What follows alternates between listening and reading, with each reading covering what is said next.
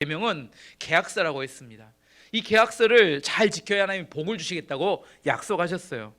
근데 하나님께서 이 십계명을 주실 때 이 계명들은 그들을 벌 주기 위해서, 혼내기 위해서 주시는 게 아니었어요. 이거 지켜, 그러면 혼낼 거야, 이런 개념이 아니라 사랑하기 때문에 축복해 주시기 위해서 주는 계명들이었습니다. 이스라엘 백성은 노예였고, 그들은 노예라는 것은 인격적인 관계를 맺을 줄 몰랐습니다. 지금 이 시대에도 노예는 아닌데 인격적인 관계를 잘 모르는 사람들이 있어요. 사람과 대인 관계를 할 때 그 사람과 소통이 가능하고 함께 뭘 할 수 있는 그런 인격적인 관계가 이루어져야 되는데, 요즘 너무 따로 개인주의가 발달하면서 인격적인 관계 안에 살아가는 것을 잘 못합니다. 어떨 때가 더 편해요? 혼자 있을 때가 더 편해요.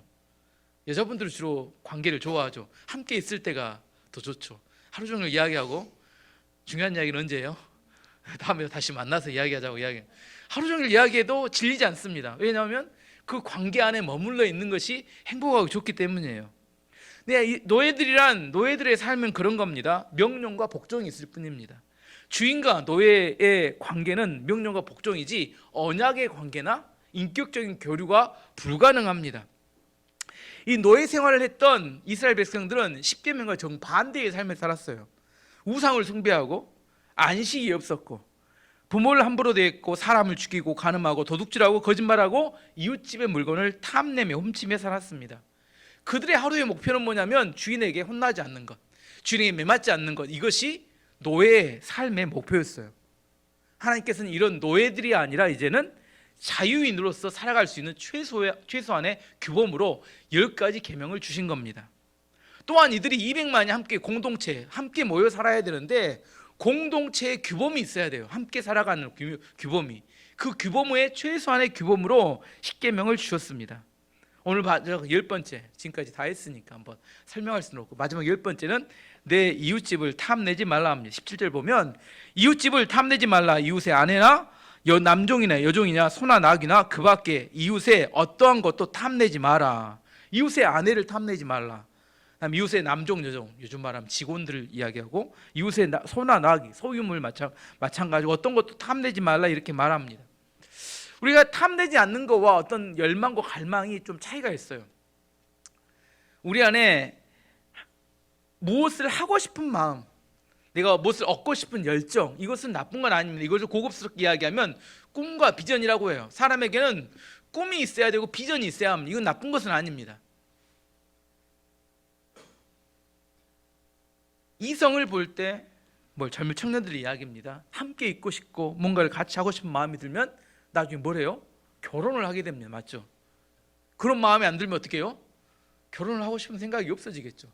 근데 20대 청년 때는 그러고 싶은 마음이 들어요. 이성을 보면 주로 이제 청소년부터 그죠. 사춘기 오기 시작하면 이성을 보면 마음이 설레고 끌리고 자꾸 이렇게 함께 있고 싶고, 그렇게 하다 보면 결혼이 이루어집니다. 또 다른 이야기하면 여자들에게는 남자들과 다른 모성애가 있어요. 그렇죠? 어린 아이를 보면 뭐예요?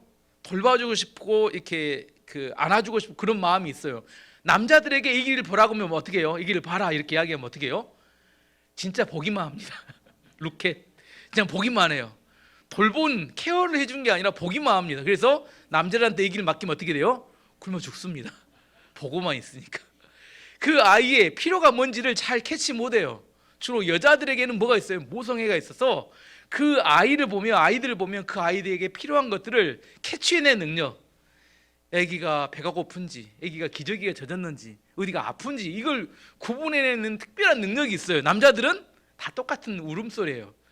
이 구분을 못하니까 아기가 죽습니다. 남자들은 아기를 맡기면 안 돼요. 주로 여자들이 아기를 돌보도록 하나님 특별하게 모성애를 줬어요. 그런 열망과 하고 싶은 마음을 줬다는 거예요. 이것은 나쁜 건 아닙니다. 하지만 인간이 죄로 타락하게 되면 이런 열망과 열정이 탐욕으로 바뀌게 됩니다. 악한 욕심으로 바뀌게 돼요. 악한 욕심, 열망, 그 탐심이죠. 탐심은 어떤 걸 의미하면 하나님께서 우리에게 주시지 않았던 남의 것을 내가 갖고 싶은 마음을 이야기합니다. 남의 것인데 내가 그것을 가지고 내 자신을 채우고 싶은 욕망, 이걸 탐심이라고 합니다. 성경의 최초의 탐심 어디 나와요? 창세기 3장에 하와가 이렇게 아담과 하와로부터 나오죠. 에덴 동산은 부족한 게 아무것도 없었어요. 너무나 완벽한 곳이었습니다. 먹을 것이 너무 많았어요. 하와가 먹을 것이 부족해서 선악과를 따먹은 거 아닙니다. 하와도 처음에는 뭐에 관심 없어요? 선악과에 관심도 전혀 없었어요. 근데 어느 날 뱀이 나타나서 이야기합니다. 야, 너 선악과를 먹으면 눈이 밝아지고 뿅. 그 다음에 뭐요? 하나님처럼 될 거다. 이야기를 듣고 나서 선악과를 딱 봤는데 어때요? 마음에 먹음직도 하고 보암직도 하고 지혜롭게 할 만큼 탐스럽기도 했다는 거예요. 그 전까지는 아무리 봐도 아무런 느낌이 없었어요. 여러분도 마찬가지입니다. 원래는 관심이 없었는데 자꾸 누가 이야기하니까 관심을 갖기 시작하면서부터 내 마음속에 탐심이 들기 시작해요. 옆집 누가 물로 해서 부자가 됐다 그러면, 돈 벌었다 그러면 나는 왜 못 벌었나? 그 전까지는 불만이 없었다니까요. 그러면 남편을 쳐다보면 불만스러워. 저 남편이 옆집 남자처럼 돈을 못 버는, 불만스러워요. 그 전까지는 그런 생각 안 하고 괜찮았는데 갑자기 어떤 소리가 딱 들리기 시작하면서부터 내 마음속에, 그전에는 괜찮았는데, 내가 지금 타고 다니는 차도 괜찮았는데 옆집 어떤 친구하고 통화했는데 자기 그 남편은 벤츠를 샀다는 거야. 그 순간부터 나도 벤츠를 타고 싶은데, 이런 마음이, 물론 여러분이 아니라 그런 마음이 들 수 있다는 겁니다. 이 탐심의 시작은 어디냐면 누군가로부터 뭔가 이야기를 들어요. 물론 사탄이 이야기해 주겠죠. 내가 불편하지 않아요. 별로 이렇게 더 필요한 게 없었어요. 그 전까지는 만족했는데 어떤 이야기를 듣는 순간부터 나도 그걸 꼭 해야 되겠다는 그런 생각이 들게 된다는 겁니다. 결국 하와는 탐심을 이기지 못하고 뭘 따먹어 버려요? 선악과를 따먹고 누구도 줘요? 남편도 먹으라고 권해줍니다. 그래서 그 결과가 어떻게 됐어요? 그 뱀이 말한 것처럼 이렇게 눈이 밝아져 하나님처럼 되었나요? 아니었죠. 그 좋았던 에덴 동산에서 추방당하고 쫓겨나고 말았어요. 너무너무 행복하고 만족스러웠었는데 자기 마음에 탐심이 일어서 그걸 따먹고 난 다음에 어떻게 돼요? 그 좋았던 걸 다 잃어버리게 되었습니다. 참 안타까운 이야기죠. 탐심의 결과는. 다윗 이야기하면 다윗은 어린 시절에 이름 없는 목동이었습니다. 하찮은 목동이었어요. 근데 하나님께서 그를 선택하여서 이스라엘의 왕으로 세우셨어요. 그리고 그에게 엄청나게 많은 은혜를 주셔서 주변 나라를 다 정복하고 그 나라들로부터 조공을 받게 되니까 이스라엘은 정말 강대하고 부유한 나라가 되었습니다. 한마디로 그 나라의 왕이었던 다윗은 부족할 것이 전혀 없었어요. 근데 부하들이 전쟁에 나간 통에 저녁에 산책하다가 우연히 목욕하는 한 여인을 봤습니다. 보면 어떻게 하면 돼요? 눈을 돌리면 되죠. 눈을 돌렸는데 어른어들 하는 겁니다. 어른어른해요. 그래서 신하를 시켜서 뭐예요? 그 여자가 누구인지 알아보라고 하라. 거기까지도 괜찮아. 알아볼 수는 있죠. 우리아의 아내 밧세바, 자기의 충성스러운 전쟁터에 나가고 전쟁하고 있는 그의 아내 밧세바. 그럼 어떻게 하면 돼요?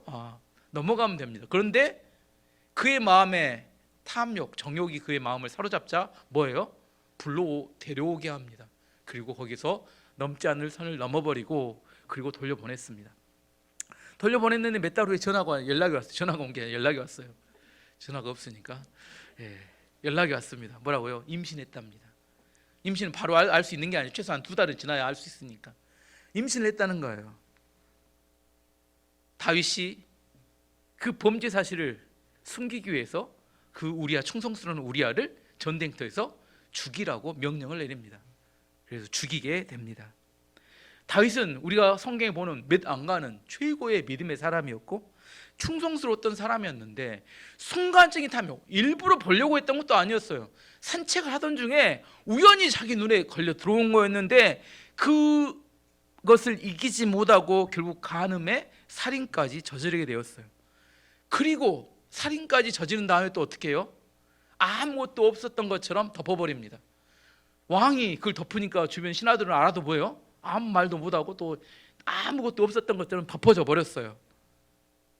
그리고 다윗은 예배도 드리고 나라도 다스렸습니다. 시간이 지났어요. 어느 날 하나님께서 나단 선지자를 다윗에게 보냈습니다. 나단 선지자가 오더니 한 이야기를 해줍니다.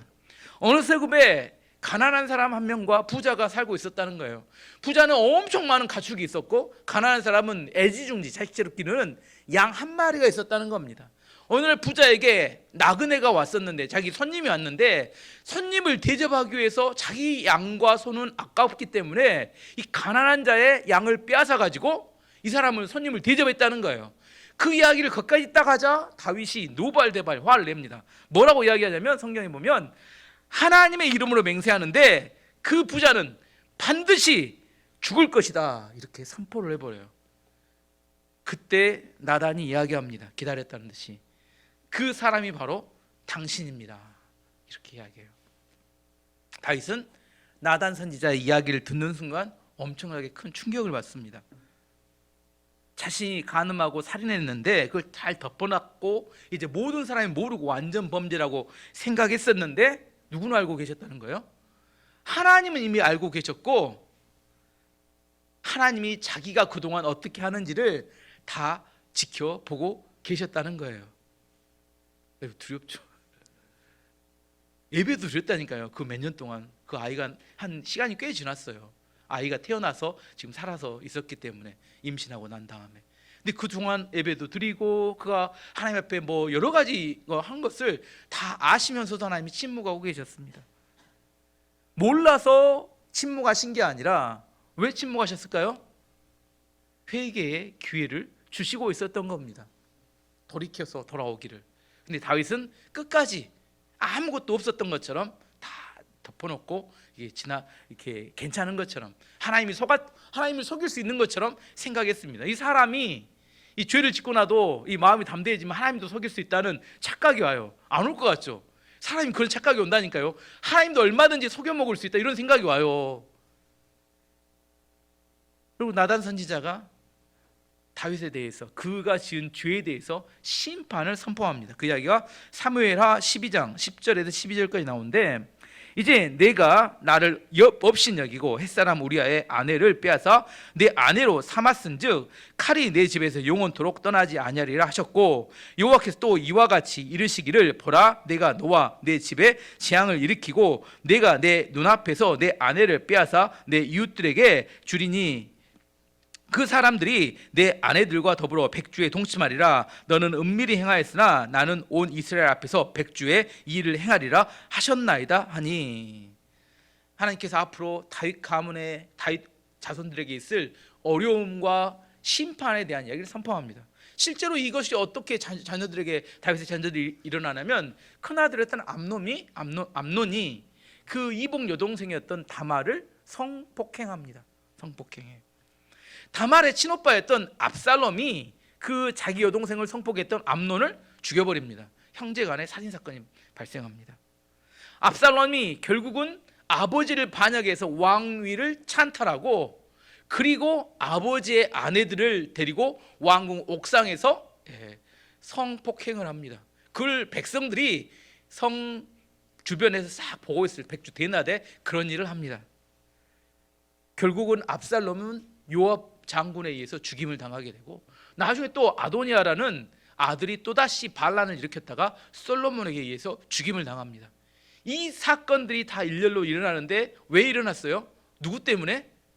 다윗의 탐심에서 시작된, 우연히 쳐다봤던, 그 우연히 안 봤어야 되는데 우연히 쳐다봤던 그걸로 인해서 시작되었던 그 결과가 다윗의 가문에 어마어마한 재앙으로 그 저주와 형벌이 임하게 되었다는 겁니다.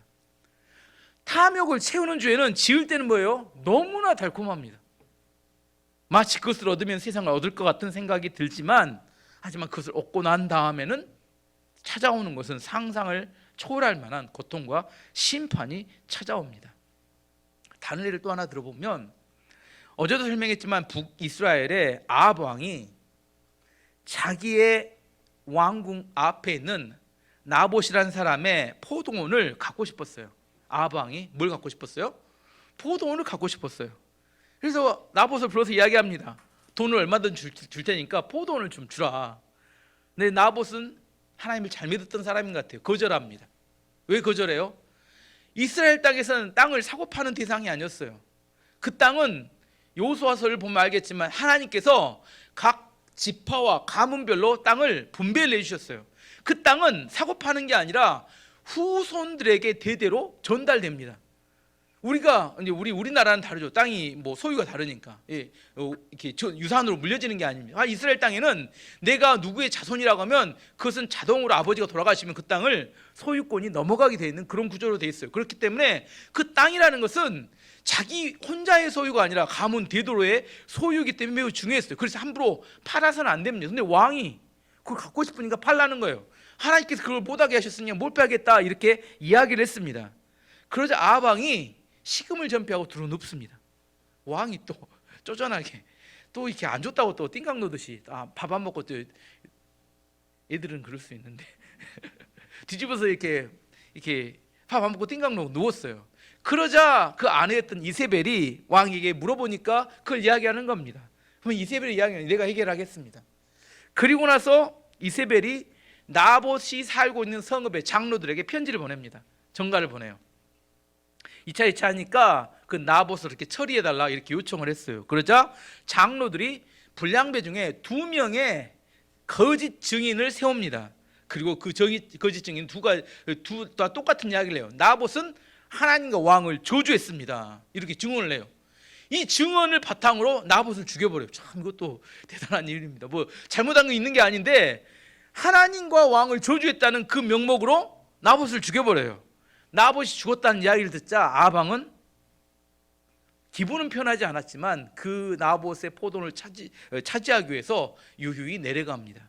하나님께서 이 사건을 지켜보고 계셨어요. 지켜보고 계시다가 하나님도 지금 성경에 표현되지는 않았지만 열받으신 것 같아요. 왜 그러냐면 뒤에 읽어보면 말씀이 나오면 그 열받은 이야기 나오는데 엘리야 선지자에게 아합 왕에 가서 이렇게 전하라고 하나님께서 말씀을 전해줍니다. 열왕기상 21장 17절에서 19절 말씀 보시면 여호와의 말씀이 디셉 사람 엘리야에게 임하여 이르시되 너는 일어나 내려가서 사마리아에 있는 이스라엘의 아합 왕을 만나라. 그가 나봇의 포도원을 차지하러 그리로 내려갔나니 너는 그에게 말하여 이르기를 여호와의 말씀이 내가 죽이고 또 빼앗았느냐 하고 오고 하셨다 하고 또 그에게 이르시기를 여호와의 말씀이 개들이 나봇의 피를 핥은 곳에서 개들이 내 피 곧 내 몸의 피도 핥으리라 하였다 하라.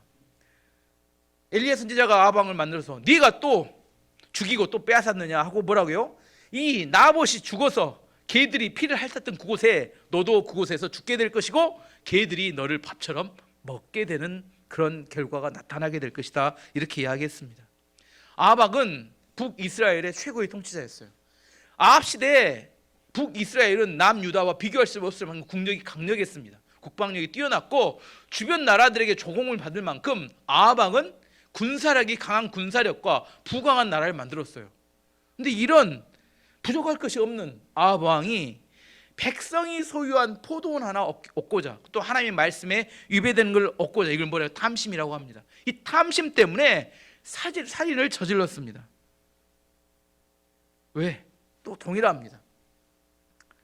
탐심에 한번 사로잡히게 되면 그것을 얻어야 행복할 수 있을 것 같다는 착각이 듭니다. 이게 착각이에요. 실제로 그렇지 않습니다. 이게 사탄의 속임수입니다. 우리 눈에는 그게 보여요. 그걸 얻지 않으면 내가 이렇게 죽을 것 같아. 그것만 얻으면 내가 온 세상을 다 얻을 것 같아. 그렇죠. 저만 그런가요? 또 다 그래요. 성경에 나오는 인물들을 보면 다 그렇습니다. 그거 아니면 안 될 것 같아. 그거 얻어야 될 것 같아. 하지만 얻고 나면 너무나 비참하다는 거예요. 아담과 하와가 에덴동산에 쫓겨났고 다윗이 가정에 엄청난 재앙이 임하였고 그다음에 아합 왕은 비참한 죽음이 그를 기다리고 있었습니다. 탐심, 그것은 우리를 망하게 만드는 사탄의 유혹입니다. 우리 안에 그 사탄의 미끼에 넘어가면 안 됩니다. 또 하나 그 탐심이 우리의 인생을 좀먹는 중요한 이유 중에 하나는 탐심에 빠지게 되면 우리가 성장하지 못하게 됩니다. 하나님께서는 우리에게 필요한 것들을 주셨어요. 필요한 것들을. 탐심은 우리의 필요한 것이 아니라 필요하지 않는데도 불구하고 다 채우고 싶은 마음을 이야기하는 거예요. 꼭꼭 채우고 싶어 합니다. 냉장고가 있으면 냉장고를 꽉 채우면 어떻게 될까요? 제 기능을 발휘할까요? 못할까요? 냉장고는 최소한 20% 이상은 비워놔야지만이 창 공기에 돈다고 합니다. 근데 우리는 뭐예요? 꽉 채우고 싶어 합니다. 돼지는 아무리 먹어도 100% 이상은 안 채운대요, 위를. 근데 인간은 목구멍까지 120%까지 토하기 직전까지 채운대요. 이 인간이 얼마나 탐욕적인지 알 수 있습니다. 일주일이 있으면 하루는 어떻게 해야 돼요? 6일은 일하고 하루는 쉬어야 합니다. 이게 성경의 원리입니다. 하루까지도 다 채워서 일을 하고 싶어 합니다. 잠언 4장 6절, 잠언 4장 6절인가요? 전도서 4장 6절인 것 같은데 제가 잠언 4장 잘못 찾았어요. 전도서 4장 6절 보면 두 손에 가득하고 수고하며 바람 잡는 것보다 한 손에만 가득하고 평온함이 더 나으니라. 두 손을 가득 채우고 바람 잡는 것보다 한 손만 채우고 마음의 평온함이 더 낫다, 이런 말씀이, 이런 이야기입니다. 우리는 두 손을 꽉 채우고 싶어요. 두 손을 채우면 내가 얻는 걸 다 얻을 수 있을 것 같이 생각돼요. 근데 성경은 어떤 손만 채우라고요? 한 손만 채우래. 왜 그럴까요? 왜 한 손만 채우라고 할까요? 우린 두 손을 다 채우고 싶은데. 아닌가요? 저만 또 그런가? 한 손만 채우면 한 손은 놀고 있기 때문에 새로운 기회가 왔을 때 새로운 더 좋은 기회를 잡을 수 있는데, 두 손을 채우면 어떻게 돼요? 새로운 기회가 올 때 그 새로운 기회를 잡을 수 없게 되기 때문입니다. 우리 인생을 살다 보면 우리는 이것이 마지막이라고 생각하고 그걸 다 꼭꼭 채우고 싶은 생각이 들어요. 하지만 더 좋은 기회가 꼭 와요. 근데 어떤 사람은 그 좋은 기회를 잡아요? 한 손이 비어있는 사람. 한 손이 비어있는 사람. 여러분 인생이 너무 꽉 채워져 있으면 여러분 비워야 합니다. 한 손만 채우다 보면 어떻게 될까요? 한 손은 비어있고 한 손이 어떻게 될까요? 점점 커져요. 제가 보기에는, 내가 생각을 해봤는데, 두 손을 채우면 두 손이 점점 커지냐, 한 손만 채우면 한 손으로 더 많은 것을 이렇게 채울 수 있는 능력이 생길 것 같아요. 그러다 보면 비어있는 한 손으로 더 좋은 걸 채우고 또 좋은 걸 채우고. 어쨌든 우리 안에 한 손을 채우는 지혜가 필요합니다. 씨 뿌린 자의 비유에서 세 번째 밭인 가시떨기 밭은 열매를 잘 맺지 못한다고 했어요. 근데 왜 열매를 맺지 못한다고 이야기했냐면, 마가복음 4장 18절 19절 말씀 보시면, 또 어떤 이는 가시떨기에 뿌려진 자니 이들은 말씀을 듣기는 하되 세상의 염려와 재물의 유혹과 기타 욕심이 들어와 말씀을 막아 결실하지 못하게 되는 자요. 가시떨기에 떨어진 씨가 열매를 맺지 못하는 것은 그 사람을 비유하면 그 마음 가운데 뭐가 있기 때문이라고요? 첫 번째, 염려. 그 다음에 물질에 대한 욕심. 그 다음에 기타 욕심, 유혹과 욕심, 탐심과 탐욕, 두 손을 꼭 채우고 싶은 마음. 그렇기 때문에 우리는 기회를 놓치게 되고 열매 없는 인생을 살아가게 됩니다. 뭐 어떻게 해야 돼요? 어떻게 해야 돼요?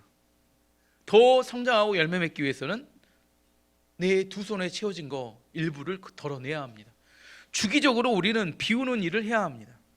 주기적으로 꼭 채우는 게 아니라 한켠뼈는 비워놔야 돼요.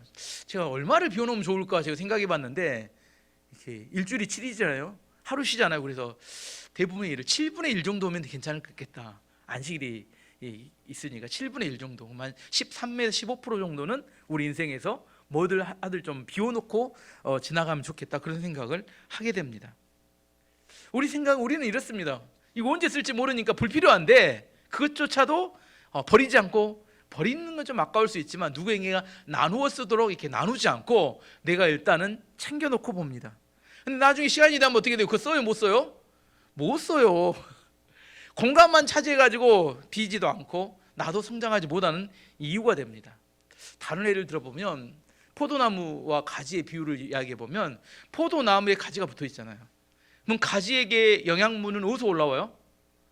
포도나무에서, 뿌리에서부터 영양분이 올라오잖아요. 근데 나한테 영양분이 왔어요.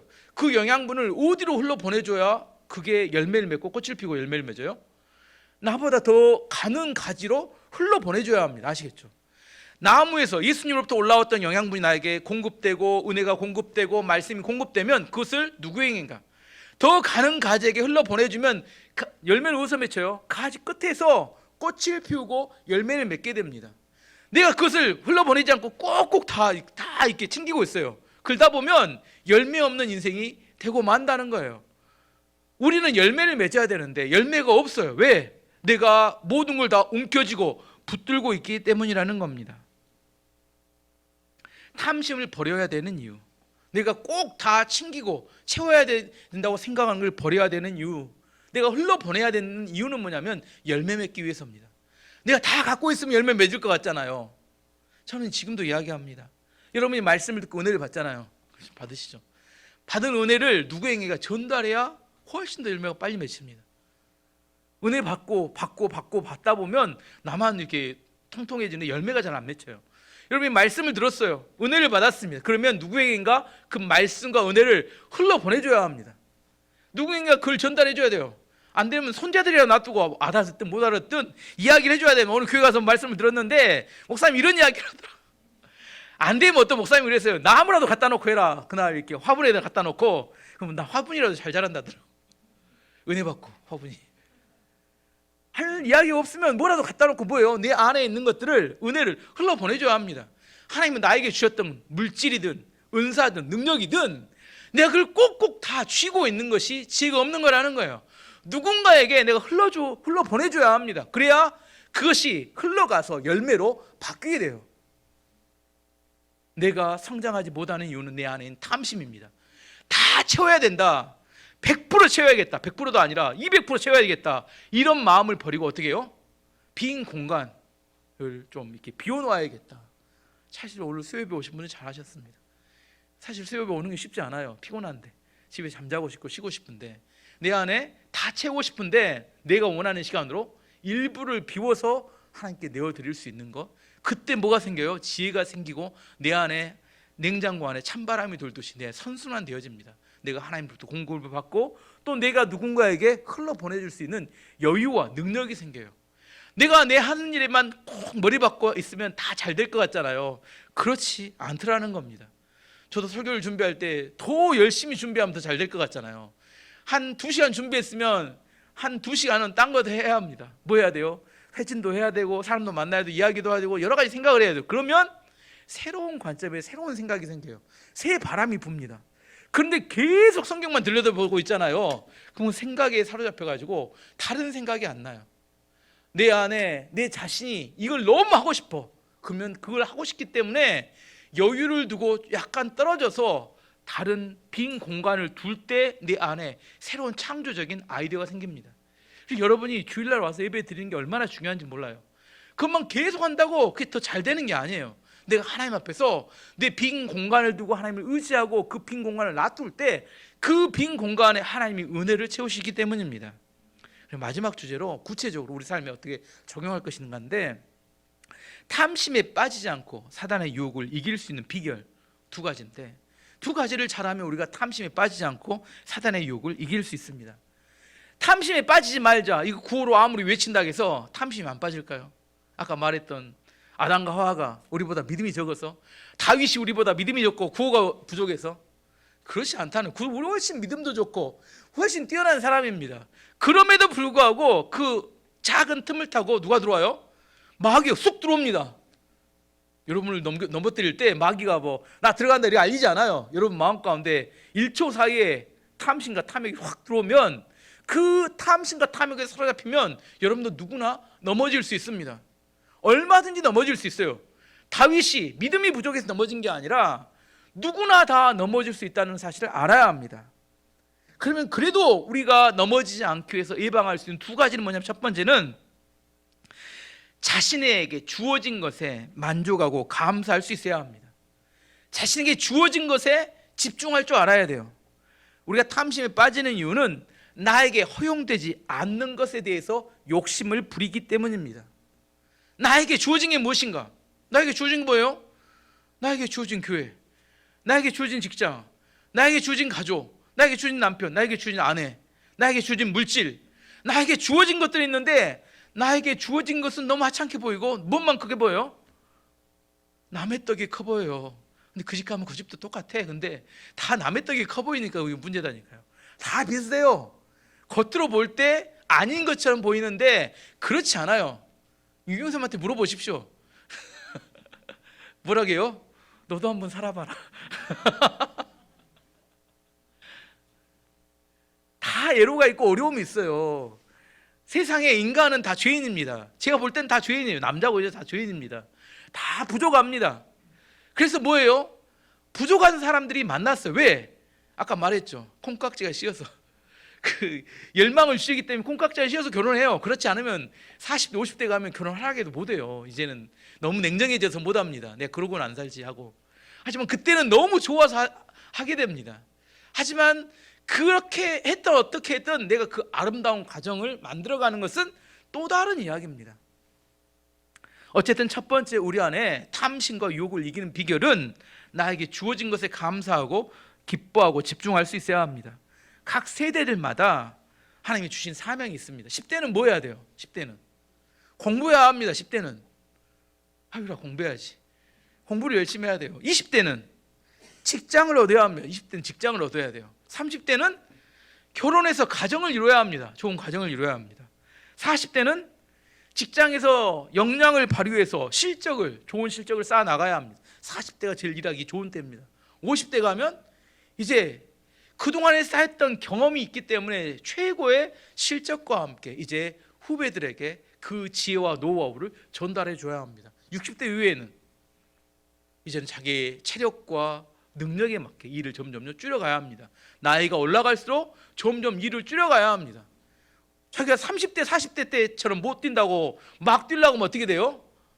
병납니다. 안 돼요. 이제 더 이상 그럴 때가 아닙니다. 자기를 알아야 돼요. 근데 아직도 자기는 뛸 수 있을 것처럼 생각하시는데 절대 그렇지 못합니다. 반드시 병나서 병원 가게 됩니다. 이게 뭐예요? 각 세대마다 자기에 주어진 일이 있습니다. 각 세대에 자기에 주어진 일이 있으면 어떻게 돼요? 그 주어진 것에 최선을 다해야 합니다. 근데 성실하지 못하게 지나가 버렸어요. 뭐예요? 내가 그때 공부했어야 되는데, 이런 후회가 있는 사람이 있어요. 내가 그때 결혼할 때 믿음이 참 좋은 사람과 결혼했어야 되는데 알았으면서도 그렇지 못했던 것에 대해서 후회할 수 있습니다. 어떤 기회가 주어졌어. 그 기회를 내가 붙들었어야 되는데 뭐 이런 후회가 남아요. 물론 후회하고 안타깝습니다. 하지만 그 시간이 지나고 나면 그 아쉬움이 계속 자기 안에 남아있으면 안 됩니다. 과거에 서운하고 아쉬웠던 것 때문에 현재를 원망하고 불평하고 살아가는 사람이 너무 많아요. 과거는 과거일 뿐이에요. 이제 과거를 떨어보내야 합니다. 과거에 자기가 잘못된 선택을 했습니다. 그러면 잘못된 선택에 대해서 잘못된 선택이었으면 인정하고 받아들여야 합니다. 그래야 변화가 가능합니다. 합리화하면 안 됩니다.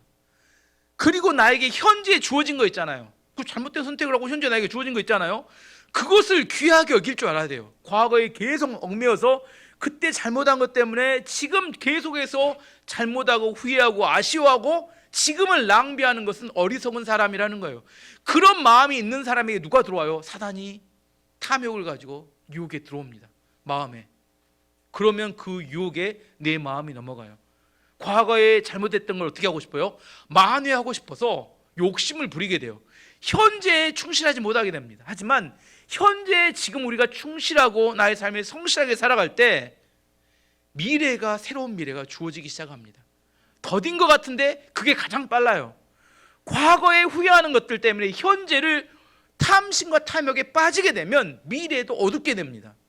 과거를 만회하고 싶은 마음이 들어요. 물론 잘하고 싶은 마음이 듭니다. 하지만 그런 마음이 있다고 해서 그게 따라 붙어지는 게 절대 아니에요. 그런 마음이 있는 사람에게 마귀가 하와이에 오듯이, 다윗에게 오듯이 탐심을 자극하는 어떤 유혹과 미끼를 던지게 되면 그 사람이 홀라당 넘어갑니다. 나는 괜찮아, 나는 빠질 염려 없어. 안 그래요. 우리 마음 가운데 불만과 불평, 원망하는 마음이 있을 때 그 마음을 타고 악한 마귀는 우리의 그 딱 맞는 이야기와 미끼를 던집니다. 그리고 내 마음에 그새 내 마음이 빼앗겨버리고 말면 나도 모르게 이미 지나가서 그 먹고 있는 내 자신을, 그 범하고 있는 내 죄를 발견하게 됩니다. 다윗이 그걸 하고 싶어서 그렇게 했겠습니까? 지금 나에게 주어진 게 무엇인지를 생각해 봐야 하면 뭐가 주어졌어요? 없는 거 아니잖아요. 살고 있는 집이라도 있잖아요. 살고 있는 가족들 있잖아요. 우리 교회 있잖아요. 우리가 살아가고 있는 모든 곳에 안에 있는 그것을 어떻게 해요? 귀하게 여기고 감사하게 여기고 그것을 가지고 내 안에서 삶을 충실하게 성실하게 살아갈 때, 지금 그렇게 살아갈 때 10년 뒤에 내 안에 웃으면서 그때 참 좋은 선택했다고 생각할 수 있게 됩니다. 근데 지금 그렇게 살지 않으면 또 10년 뒤에 또다시 후회하게 됩니다. 그때 이렇게 살았어야 했는데, 그때 이런 선택을 했어야 됐는데, 꼭 그렇게 이야기하게 됩니다. 첫 번째는 뭐예요? 탐심에 빠지지 않는 방법은 내가 지금 주어진 것에 감사하고 만족할 줄 알아야 합니다.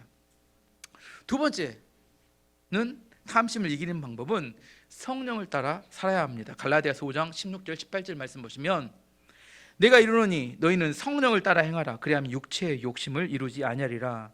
육체의 소욕은 성령을 거스르고 성령은 육체를 거스르나니 이 둘이 서로 대적하므로 너희가 원하는 것을 하지 못하게 하려 함이니라. 너희가 만일 성령이 인도하시는 바가 되면 율법 아래 있지 아니하리라. 우리가 결심하고 결단한다고 탐심이 없어지면 얼마나 좋겠습니까? 결심해 봅니다.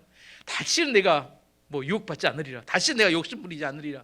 근다고 될까요? 안 돼요. 안타깝게도 안 됩니다. 제가 해보니까 안 돼요. 내 안에 그래서 안 되기 때문에 하나님이 보내주신 게 성령님입니다. 내 안에 육신의 욕망이 있어요. 그 내 안에 성령이 오시면 성령이 주시는 성령의 욕망이 있으면 내 안에 성령의 소욕이 있으면 이게 충돌합니다. 하나님께서 이스라엘 백성들에게 오늘 본문에 나온 이스라엘 백성들에게 율법 10계명을 주시고 난 다음에 그들에게 하나님께서 어떤 모습으로 나타나냐면 무서운 모습으로 나타납니다. 무서운 모습으로. 왜 무서운 모습으로 나타났냐면 그 이유가 18절에 20절까지 나옵니다. 읽어보면 모든 백성은 천둥소리와 나팔소리를 듣고 번개치는 것과 산속에서 쏟아나는 연기를 보았습니다. 그들은 두려움에 떨면서 산에서 멀찍이 떨어져 있었습니다. 백성이 모세에게 말했습니다. 당신이 말하십시오. 우리가 듣겠습니다. 하나님께서 말씀하지 않게 해주십시오. 하나님께서 말씀하시면 우리는 죽습니다. 모세가 백성에게 말했습니다. 두려워하지 마시오. 하나님께서는 여러분을 시험하시고 또 여러분에게 두려워하는 마음을 주셔서 죄를 짓지 않게 하시려고 오셨을 뿐이요. 하나님께서 천둥 번개 이런 걸로 나타나시니까 이스라엘 백성들이 어떤 마음이 들었어요? 너무 두려운 마음이 들었어요. 하나님이 직접 말씀하시면 죽을 것 같은 두려운 마음이 들었습니다. 혹시 여러분 하나님이 두려운 하나님이라는 거 혹시 아세요? 두려운 하나님을 만나보셨어요? 이걸 만나야 사실 죄를 안 지을 마음이 생기는데 하나님 우리가 어떻게 해도 하나님이 다 잘해줘 용서해줘 이렇게 생각하는 거 지금 하나님 제대로 모르는 겁니다. 진짜 하나님 이렇게 만나면 진짜 하나님 우리 가운데 역사하시면 하나님은 그 어떤 것도 하실 수 있어요. 너무 또 이야기하면 무서워하니까 심장에 병이 걸리게 하실 수 있습니다. 내 인생이 파산을 시킬 수 있어요. 오늘 돌아가시다 교통사고로 죽을 수 있습니다. 우리 인생에 어떤 일이 벌어질 수 있게 하실 수 있는 분이 하나님이세요. 다만 하나님께서 사랑하시기 때문에 그렇게 하지 않으실 뿐입니다. 근데 이스라엘 백성들은 하나님을 만났는데 그런 두려움과 공포가 들었어요. 하나님이 직접 말씀을 듣게 되면 죽을지 모르겠다는 마음이 들어서 이렇게 모세에게 이야기합니다. 우리에게 직접 말씀하지 마시고 모세에게 말씀하셔서 우리에게 전달해 주시길 원합니다. 그랬더니 모세가 이야기합니다. 두려워하지 마십시오. 하나님께서 이렇게 두려운 모습으로 나타나신 이유는 여러분을 시험하시고 여러분의 두려운 마음으로 죄를 짓지 않게 하기 위해서입니다. 왜 사랑이 많으신 하나님 이스라엘 백성들에게 무서운 모습으로 나타나셨어요? 죄를 짓지 않도록 하기 위해서. 하나님이 혹시 여러분에게 무서운 모습으로 나타날 수 있어요. 그러면 왜 그렇게 나타난다고요? 죄를 짓지 말라고. 하도 건방지게 까불고 돌아다니니까 그렇게 돌아다니지 말고 죄를 짓지 않았으면 좋겠다고 하나님께서 우리 가운데 두려운 마음을 주실 때가 있습니다. 여러분 경험 못 해보셨으면 그런 마음이 실제 올 때가 언젠가는 한번 만날 수 있습니다. 그러면 하나님 앞에 함부로 경고망동하지 않습니다. 이스라엘 백성들 그걸 느꼈기 때문에 두려워했는데 왜 그래요? 죄를 짓지 않도록 하기 위해서, 다른 말로 십계명을 지키도록 하기 위해서. 근데 이 이스라엘 백성들이 그렇게 두려운 마음을 가지고 십계명을 지켰습니까? 못 지켰어요? 못 지켰어요. 우리가 아무리 결심하고 결단하고 해보자 하면 된다 구호를 외친다고 말씀을 지킬 수 있을 것 같았으면 예수님이 오시지 않으셨습니다. 안타까운 것은 우리가 결심하고 결단해도 지키지 못한다는 거예요. 그래서 우리를 돕기 위해서 누가 오셨어요? 성령이 오셨습니다. 빌립보서 2장 13절 말씀 보시면 너희 안에 행하시는 이는 하나님이시니 자기의 기쁘신 뜻을 위하여 너희에게 소원을 두고 행하게 하시나니. 성령님 하나님께서는 우리 마음에 소원을 주신다는 거예요. 어떤 소원? 선한 소원. 처음에 이야기했던 꿈과 비전, 우리가 잃어버렸던, 죄를 지은 인간이 잃어버렸던 꿈과 비전을 우리 마음 가운데 성령이 오시면 주세요. 내 마음에 죄를 짓게 되면 인간은 하고 싶은 마음이 사라집니다. 탐욕과 욕심만 부려요. 하나님의 선한 사명과 하나님 뜨거운 사랑 앞에 그것에 반응해서 하나님께 영광 돌리는 삶을 살 꿈꾸지 않습니다. 그러면 성령이 오시면 우리 안에서 그 하나님 나라의 영광과 하나님의 비전과 꿈을 이루고 싶은 그런 선한 마음이 들어요. 그래서 내가 하나님께 헌신하고 싶어 합니다.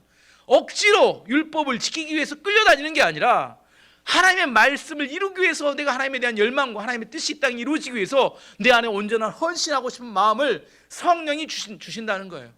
다만 우리가 세상에 정신이 팔려서 일주일 내에 밖에 살 때는 다른 생각하다가 교회에 와서 찬양 부를 때부터 저 제정신 차려, 내 하나님 백성이었지. 그리고 말씀 들을 때 그래 오늘 수연자매가 찬양할 때 마지막 세 번째 내 마음이 둔해서 이게 하나님을 못 알아먹는다. 우리의 마음이 근다는 거예요. 하나님께서 우리가 하나님 관계 안에서 하나님 뜻에 대한 열망을 가지고 살아가기 원하시기 위해서 뭘 원하세요? 성령을 어떻게 주신다고요? 충만하기를 원하신다는 거예요. 충만이라는 게 그냥 찔끔찔끔 주는 걸 이야기하지 않죠. 내 안에 성령이 충만해져서 성령이 주신 소욕과 소망이 내 마음에 가득할 때 그 비전과 그다음에 꿈과 비전이라고 해요. 그때 꿈과 비전의 사람이 되는 겁니다. 그러면 우리가 뭘 이길 수 있다고요? 내 안에 육신의 욕망을 이길 수 있다 이렇게 이야기하는 겁니다. 내가 육신의 욕망이 나를 지배할 때 내 안에 오늘 본문을 읽으면서 뭐라고요? 탐내지 말라. 탐심 버리라고 하셨다. 내가 이걸 지켜야겠다. 내 안에 있는 욕심을 버려야 돼. 그래서 버려지면 얼마나 좋겠어요. 다윗이 그 밧세바를 이렇게 간음하고 싶어서 간음했겠습니까? 그 마음을 뭐가 사로잡으니까? 그 탐심이 사로잡으니까 넘어가 버리고 만 겁니다. 내 마음을 뭐가 지배하느냐에 따라서 우리 인생이 달라지게 되어 있습니다. 우리 안에 다시 예수 그리스도를 믿고 성령의 충만에 살아간다는 것은 선한 열망과 선한 열정이 회복되는 걸 말합니다. 여러분의 꿈과 비전은 무엇입니까? 꿈과 비전은 마땅히 이루어져야 할 바를 말합니다. 간신히 살아가지 마시고 성령으로 충만하게, 정말 성령의 마음이 여러분을 충만하게 만드시고 그걸 이루기 위해서 이 땅을 살아갈 때 뭐가 없어요? 악한 욕망이 여러분 마음에 침투하거나 들어올 틈이 없어지게 됩니다. 그래서 우리는 매일처럼 말씀을 읽고 기도하며 내 마음을 관리하는 겁니다. 내 마음을 뜨겁게 관리하는 겁니다. 하나님과의 관계 안에 머물도록 내 안에 머물러 있는 겁니다.